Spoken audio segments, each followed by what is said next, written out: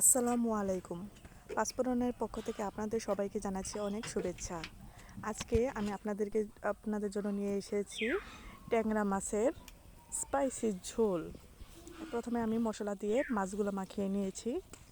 এখন চুলায় তেল গরম করে নিলাম, দিয়ে দিব মাছ। সবগুলো মাছ আমি আস্তে আস্তে দিয়ে দিচ্ছি। মাছগুলো দেওয়া হয়ে গেছে, এক পাশটা হয়ে এসেছে।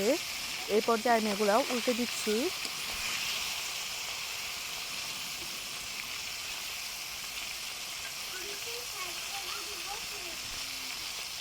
আমি সবগুলো মাছ আস্তে আস্তে উল্টে নিব।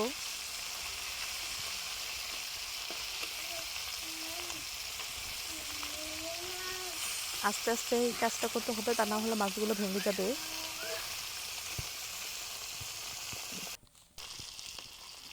আমার মাছগুলো উল্টানো হয়ে গেছে, মাছটা ভাজাও হয়ে গেছে। এখন আমি এগুলো তুলে নিব। এখন প্যানের মধ্যে আমি পেঁয়াজ ভেজে নিচ্ছি। পেঁয়াজটা একটু ভালো করে ভেজে নিয়ে তারপরে এতে দিয়ে দিচ্ছি পরিমাণ মতো পানি।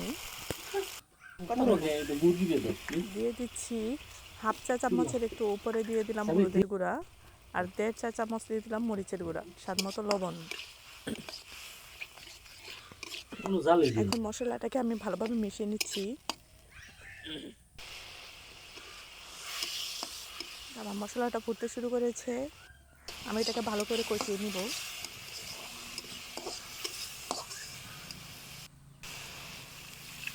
কষিয়ে নিচ্ছি। এই পর্যায়ে আমি দিয়ে দিচ্ছি পরিমাণ মতো পানি ঝোলটা তৈরি করার জন্য, স্পাইসি ঝোল।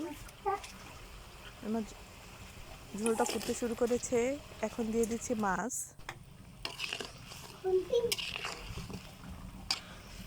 মাছটা দিয়ে একটু নেড়ে চেড়ে দিচ্ছি।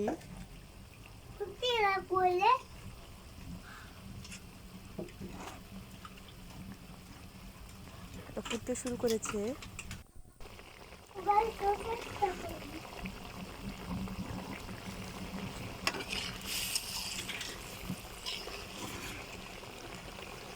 অল্প কিছুক্ষণ রান্না করার পরই এটা দেখবেন ঝোলটা ঘন হয়ে এসেছে। আমি আর 2 মিনিটের মধ্যে এটা তুলে নিব।